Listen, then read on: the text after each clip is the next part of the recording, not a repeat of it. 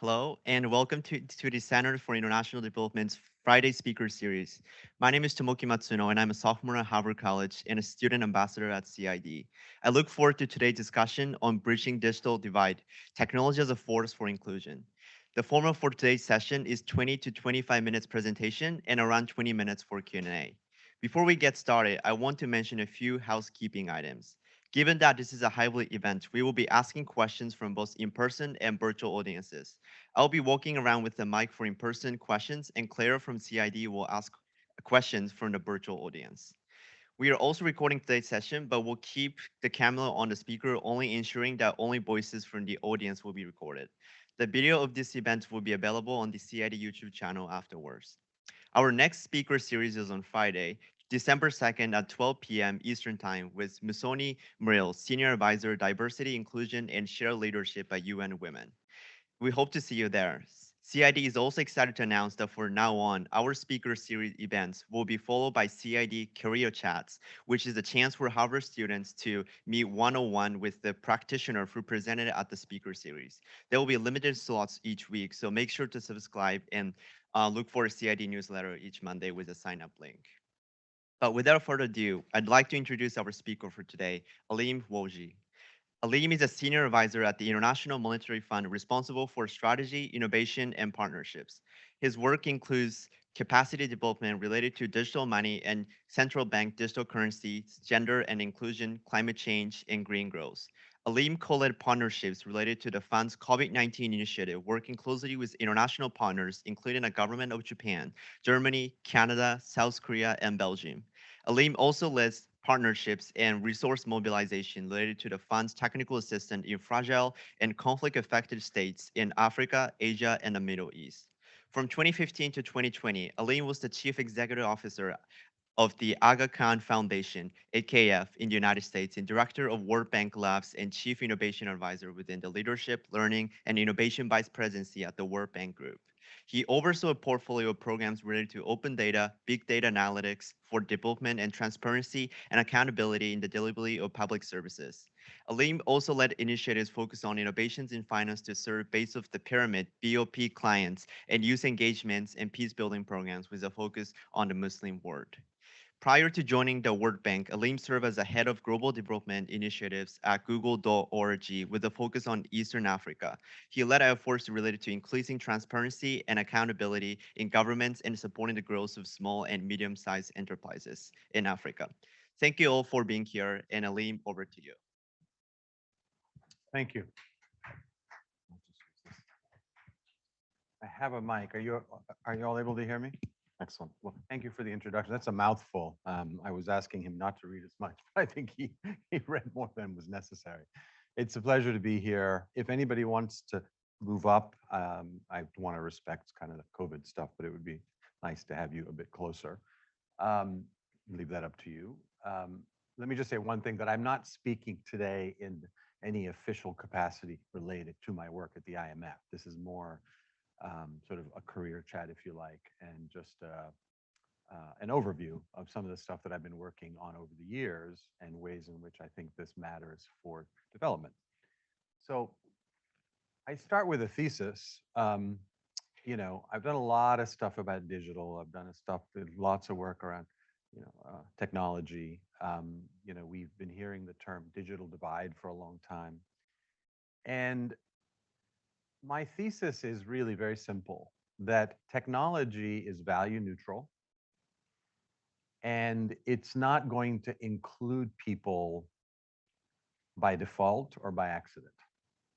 And so whether we look at 20 years ago and we think about the growth of the internet or the mobile phone or the PC, these were not technologies that were necessarily going to improve the quality of life of the underserved by default.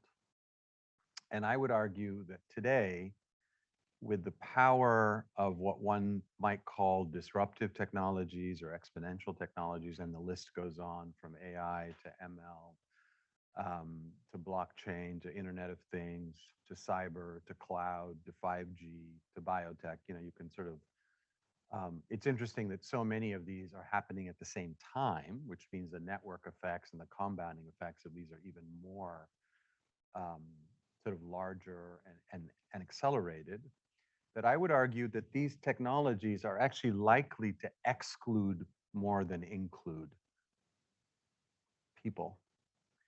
And unless we are deliberate in how we use AI, unless we're deliberate about what blockchain can do, we're not going to have positive social impact.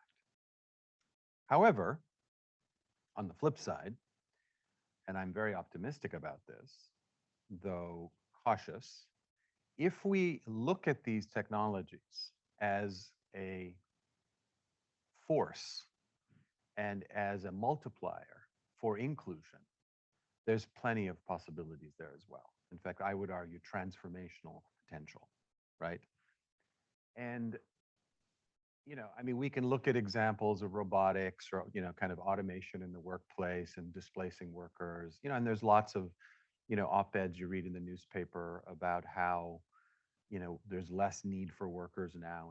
And, whether it's the Amazon robots in the manufacturing or it's, almost any repetitive task. I was recently in a hospital where I was told that I had multiple fractures in my C5, which is in the spine, about a week ago, actually, when I was on vacation.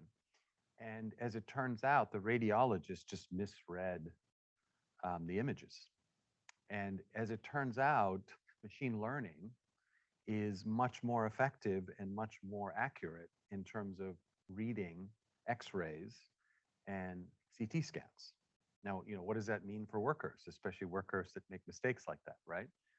But I think if the intention, if you think about the PC or you think about the mobile phone, they didn't necessarily kill jobs, and sort of take away the opportunity for folks to do meaningful work. They were augmentative, right? When you have a computer, I mean, all of you were sort of born with a computer in your hand, but for those of us that weren't, who used to do an essay and a course on a typewriter, just the fact that you could do word processing and not have to use whiteout and not have to rewrite a sentence just by making a modification, like it made us more productive, made us more efficient, more effective. These technologies, if deliberate, can do the same. And I just want to tell you a story about my son. So that's my son Kahir. He was born with a very rare neurological abnormality called agenesis of the corpus callosum. And what that essentially means, I had never heard the term before. What it essentially means is his right brain and left brain don't have the connective tissue which links them, which makes a lot of right brain, left brain stuff hard, from walking to playing the piano, right? And so we were worried about what that would mean for his life. We've been very fortunate that with all the support and the help that he's had, he's led a very normal life. But there was this tool called that I read about it one year. Time Magazine does this thing at the end of the year, kind of innovations of the year, things to look at, et cetera. And there was a piece of software called Amira and the Storyteller, something like that. And it was a tool specifically designed for kids that had difficulty reading and with reading comprehension to help them gauge in real time what they were understanding, what they weren't. If they were mispronouncing a word, it would help them, repronounce it, et cetera. And his reading level in the course of 6 months went up a couple of years, actually, which was remarkable, right? Now, this was not by accident. It was not that he happened to find a piece of software that helped him. This was using AI in a very deliberate way to help with vocabulary, reading comprehension in a way that helped many, many kids. And it was written up in that way, right? So this was an example of what I would call inclusion by design. What I find interesting is that so much of the transformation that we've seen in terms of quality of life in development over the last few decades has not necessarily come from the development sector, right?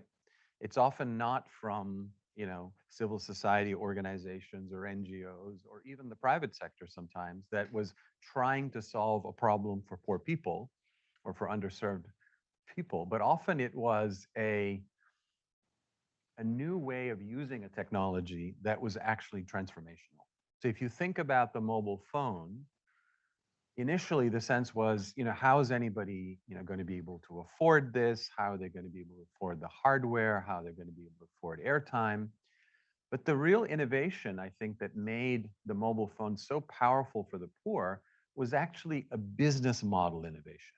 It wasn't the hardware. At the time, Nokia was the largest company in the world and Motorola for phones. And Nokia came up with a feature phone that was under $100, which was good, but that was still expensive.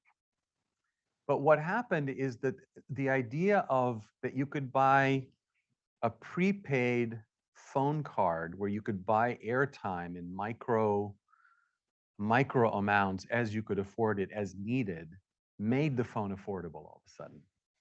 So you could buy a cheap phone or a subsidized phone where the payment was not post-pay but prepay and was done in a way where you could buy credits. And all of a sudden, the phone that appeared to be for only those that could afford it, there were all kinds of use cases. What I remember when I was in grad school, we would say that, somebody who used to fish could very quickly, rather than taking the fish to the market a couple of hours away, they could just call and say, what's the price of the fish in the market? This is well, before the sort of days of apps. You could just make a phone call. You could get access to information, right? There was information arbitrage, which was working against folks. And to buy an air card and pay 20 cents saved you a trip, right? So there were all kinds of interesting examples. Some of you know about M-Pesa in Kenya, which initially was a technology which was about trading airtime between people who didn't have access to currencies that they could trade, but by using airtime in a way that you could, in a sense, transfer value, we started to realize that why couldn't airtime then be, cashed in for currencies, right? So it was user-led innovation that often led to kind of a transformation. So I just use those examples because often some unexpected things can happen that are not about the technology per se, but about the delivery model or the business model itself.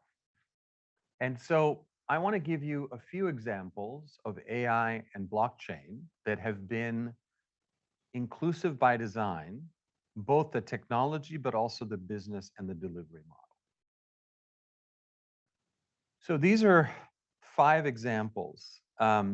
And a bunch of them actually I learned about in something called the Google AI for Impact Challenge, which I think was happening annually up until the pandemic, and it may have started again. But a lot of these entrepreneurs I met because I was invited to the event to listen, to learn, to watch. And I met a lot of these entrepreneurs, and you can see that Wadhwani AI, for example, which I'll show you a short video in a second, is about using satellite imagery from space to do essentially what your iPhone does with recognizing faces, right? So you have thousands of different faces on your phone. It's able to recognize the face and say, this is likely your brother, your friend, your sister, right? Imagine if you could do that by taking a picture from space at high resolution and being able to compare that with a database of plant disease and say, this is likely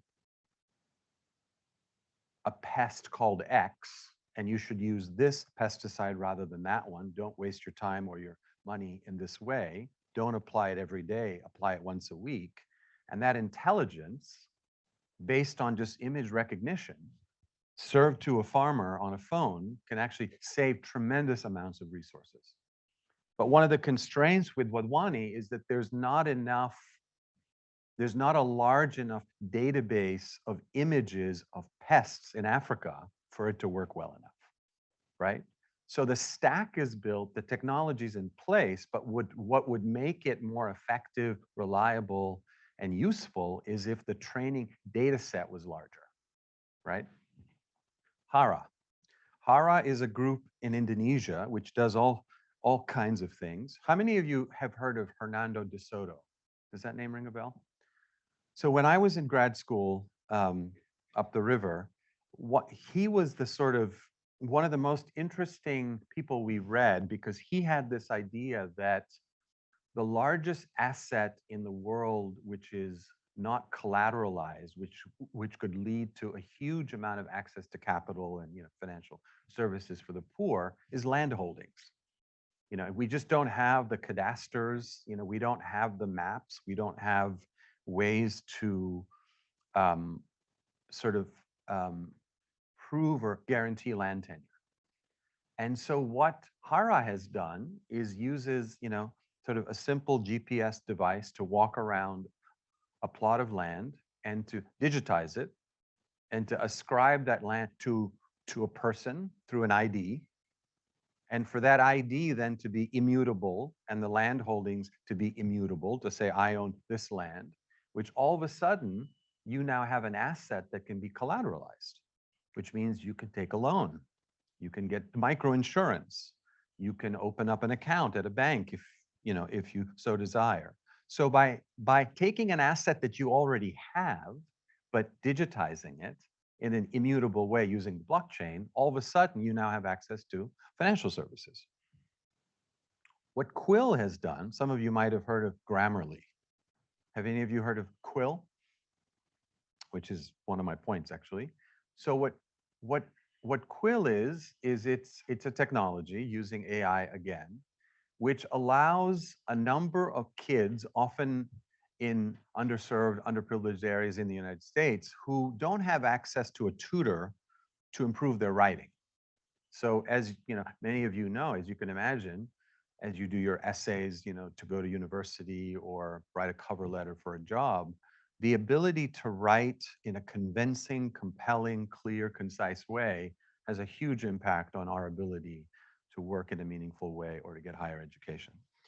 And he recognized that millions of kids just did not have the feedback on their writing, and the teachers in school only had enough time to give some of that feedback.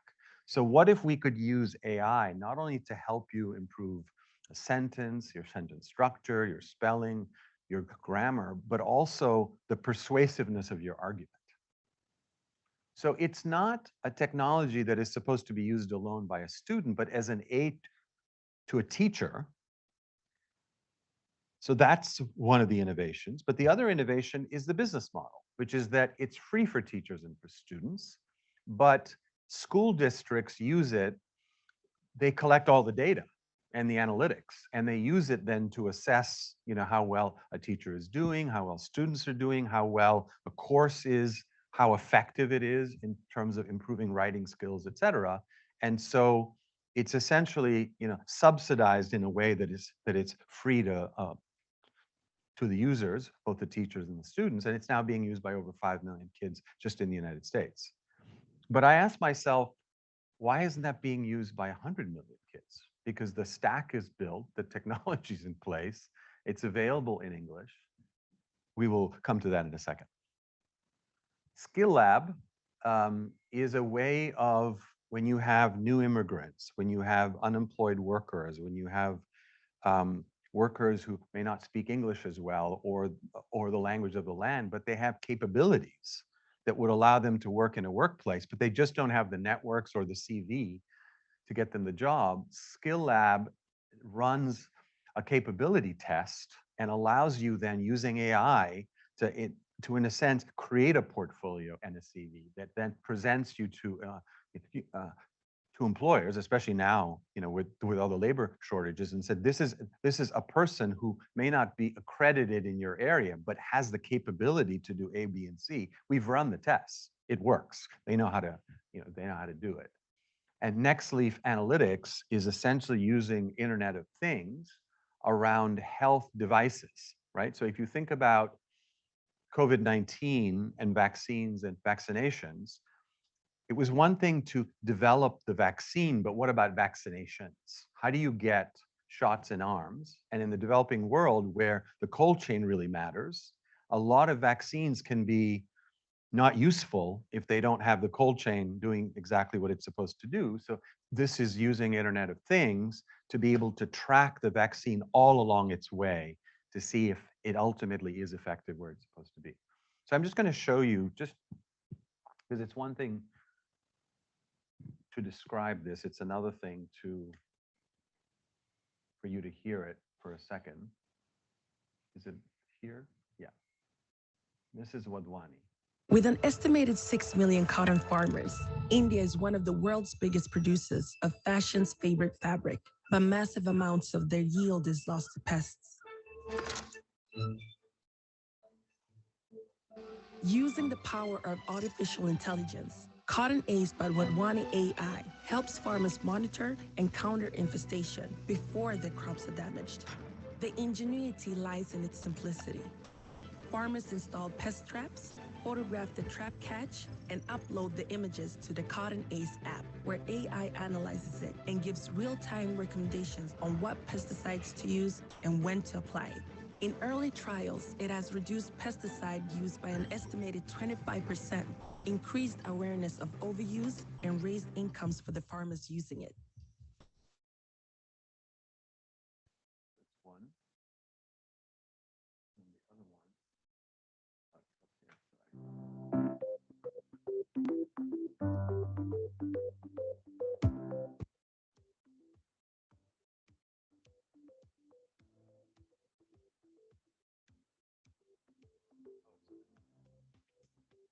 Again.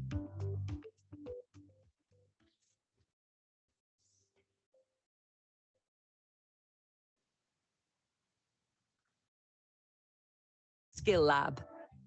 We believe that no one should be excluded from opportunity because their skills are invisible. Labor markets evolve rapidly, but the way we've been applying for jobs has stayed the same.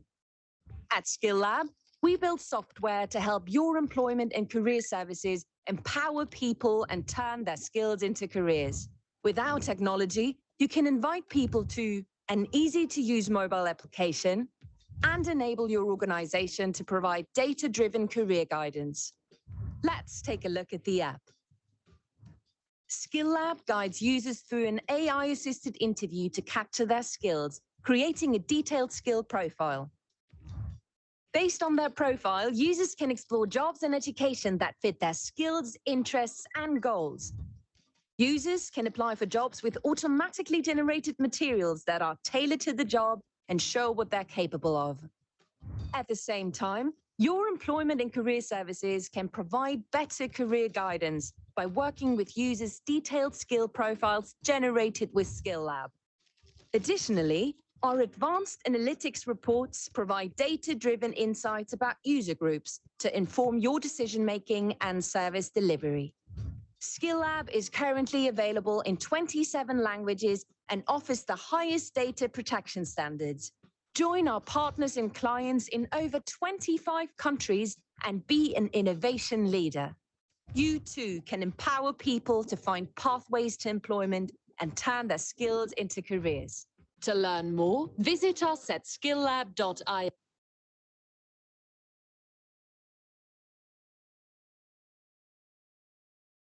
So any reactions to any of this stuff before I kind of go on? Had any of you heard of any of these organizations? I hadn't. You know, I mean, you see something like Skill Lab working in 25 countries, 27 languages.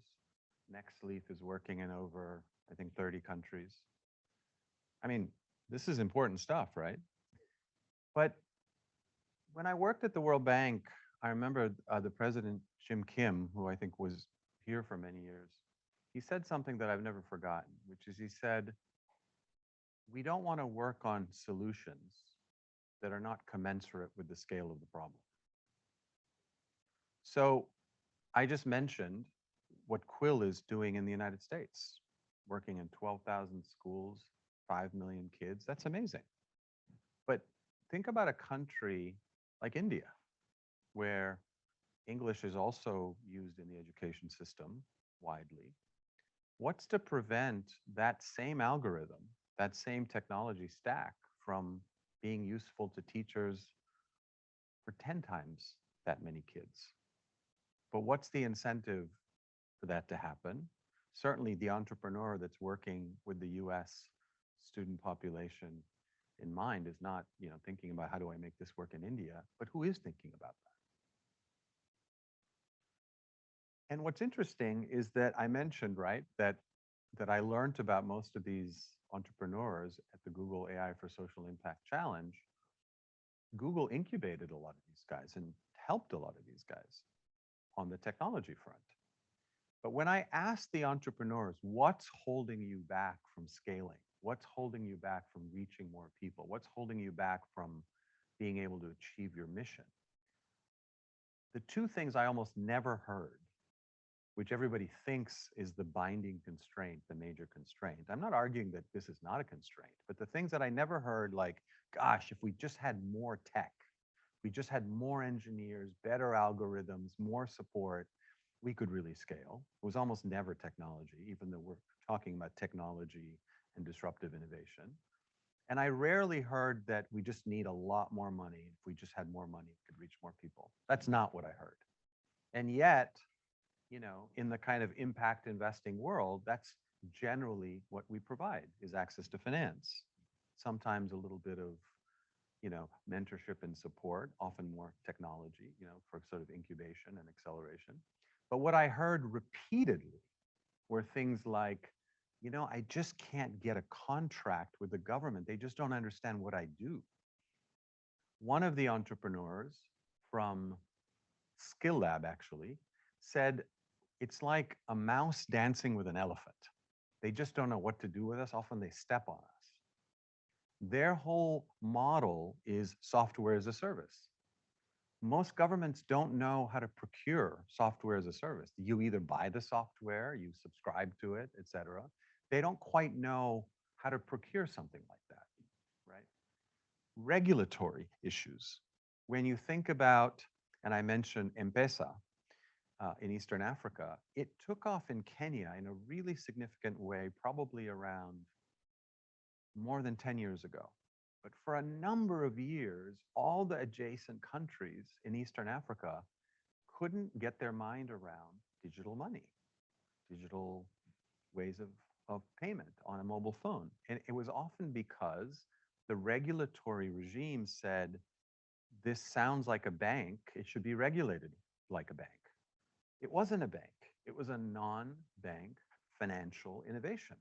Now we understand DeFi, that there are non-bank financial institutions that can play a really powerful role in access to finance, financial inclusion. But at the time, we just didn't know what to do with the rules, right? And if we look at crypto today, I mean, maybe that's not the great example, but if we look at many different types of digital payment instruments, we don't quite know how to regulate them. We don't quite know what to do with them. And therefore, we often halt them in ways that we should not. What the Kenyans did right is they said, let's see how this unfolds before we make the rules.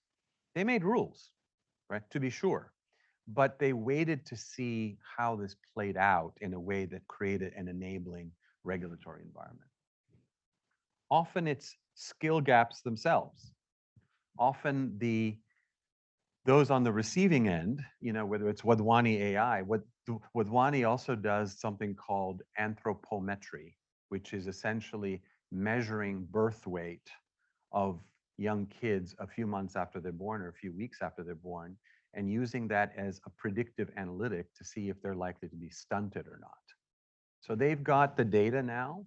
They can take an image of a child, both in video and as an image, and they can apply an algorithm. They can look at the width of the ankle or the wrist or the neck, and they can say this child is at high risk of stunting. But for that image and that technology to find its way into the workflow and into the legacy system of the Ministry of Health is really hard. They don't know what to do with that. And even if they're able to negotiate a solution, let's say with Bihar, it's not going to work in UP or in Gujarat or in somewhere else in the country, somewhere in the South. And so again, how to work with government, how to deal with regulation, how to deal with procurement. And then, we talked about the training data a few minutes ago, right? Is that Wadhwani AI's algorithm depends on access to data that they can match with the algorithm, right? So if you don't have the category of what they call labeled data sets, imagery of the disease, then you can't use AI. Who pays for the training data? Who pays for the label data set? So if you can do this in India, you would think, okay, now I can do it in Africa, but the diseases are different in Africa. Do we have the label data sets for crop disease in Africa, right? So my point is that you've got these incredibly powerful technologies that we've already seen can be transformational for the poor. But what is it that's holding them back? And what can we do about them? So this is, and I would imagine that you can't read this, but this was my just kind of attempt to say, what are the things I heard again and again and again in terms of constraints? I'll just read them out to you. So one is just what's the unmet need that you're trying to solve? That's what the entrepreneur, in a sense, or the innovator, because sometimes it's an entrepreneurial individual in a government. It's not always the private sector, right? Innovation and entrepreneurship can also happen within a public system. It's not just outside the public system, right? So regulations and business processes enable or kill innovations. I just gave you an example of that. Flexible finance that allows you to test, iterate, fail, learn, grow. Working capital really matters. Often access to R&D money when you're trying a business model, like a bunch of them fail, but there's not an appetite for failure, right? I can send you these things afterwards. You don't have to take pictures of them. Infrastructure, digital public infrastructure, broadband, energy, skills that are foundational. Often if those are not in place, a lot of these technologies don't work. Data sharing, interoperability, data portability, data standards. If you just think about, if I have a data set and you have a data set, let's say I have a data set on where all the kids are in a particular state in Kenya. You have a data set on literacy rates in the same geography. Somebody else has a data set on the location of where all the schools are. Those would be really useful to interoperate. So is there a relationship between where the schools are, where the children live and have high rates of illiteracy, and where the government is spending money on teachers? If you could overlay those, you could actually have some really interesting insights. When data sets don't talk to each other, there's not interoperability, that's an issue. Lots of examples of that. Rigorous evidence. There's a lot of really good stuff that I talked about that's not quite studied in a rigorous way to really understand what's working, why it's working. Often we go to scale before we understand what's working and why it's working. We need rigorous evidence-based policy. And the last one here, when I asked you how many of you have heard about any of these organizations, they don't have the resources to do advocacy and to write newspaper articles. What I'm doing here today even is really useful to them, right? Because not enough people know about them, know what they're doing, and are able to talk about this. And what I want you to notice, I think I know how to use this, yeah.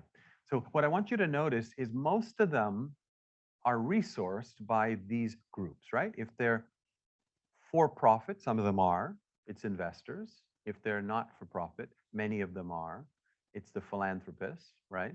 But if you look at the boxes that they operate in, it's often not around regulatory constraints. It's not around the data issues. It's not around evidence, and it's not around advocacy and comms. To some extent, some of the foundations, et cetera, will help you with that, but they just do more of this. But often when you say, why don't things scale, it takes an ecosystem. So just what I want you to think about for a moment, and I think I'm almost at time, right? It's exactly the right time. What I want you to think about is that how can you identify the addressable constraint that prevents the models from scaling up? What I did is I just went and interviewed them.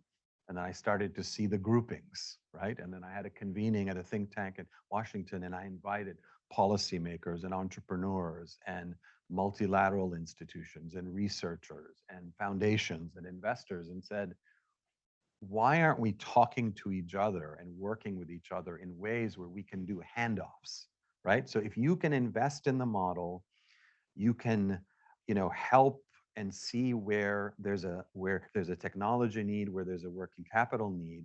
But if there's another organization like the World Bank or whomever that has the ability to influence the policy in the education sector in a country where you've already demonstrated that you were able to work with 2 million kids that otherwise would not have had access to a tool to improve their literacy or their writing skills, who's able to talk to other county governments or at least get you in front of them such that they can see the possibilities, right? So it's not rocket science. Often it's just, why are the handoffs not happening? And I'll explain to you what I think that is in a second. And it's really, sort of the second question, right? Is that how do you remove those constraints? How do you identify the right partners in that ecosystem, which is in some senses what the last slide was, right? It's a kind of a rough typology. You've got entrepreneurs, you've got non-profits and civil society, you've got the public sector policymakers, you've got bilateral and multilateral donors, you've got investors, you've got philanthropists, and you've got knowledge institutions sort of broadly configured. It could be a university, it could be a center, it could be a think tank, et cetera. And this may not be exhaustive, but these are the kind of usual suspects, right? And then one of the questions I've been asking myself, because I'm now working in some ways with all these entrepreneurs in my spare time, to sort of say, how can I help you? And what we find is that sometimes it's not obvious whether you take an innovation that's happening in a particular place that's shown some promise because of the right collection of actors in the ecosystem that have enabled that to happen. It's okay, now that we've got the right people around the table who are open, willing to do this, should we just bring in another innovation in another sector and work with the same folks, or at least as many of them as we can, to then introduce the second innovation? Or do we say, gosh, this cotton ace that Wadhwani AI has developed, I mean, they're working with 60,000 farmers in India, but just in India, there's 10 million cotton farmers. If you look at, if you add Africa, I mean, what is the universe of cotton farmers? Why don't we take this technology to a different place and say adapt and adopt it? Now, it's not necessarily that you have to choose, but sometimes you're more likely to have success depending on the place and the problem as to which model you adopt here. And that's still something that I'm working through. So I'm done. Happy to, talk about these questions, talk about anything else that you have in mind. But that's my it's my plea to say to a number of actors in that ecosystem that if we agree that the solutions that we pursue have to be commensurate with the size of the problem. And what I think is interesting about these technologies is that they are inclusive by design, and they are scalable in ways that are unusual, because the added marginal cost of an extra student using Quill, or an immigrant looking for a job benefited from Skill Lab, is actually very small, right? And so the stack that's built can massively accelerate if adapted and adopted by the right set of policymakers, implementers, civil society organizations. It's not trivial to get those folks in a room and to work together. But what's amazing is that when you have a solution that works, isn't it incumbent upon us to figure out how to use it?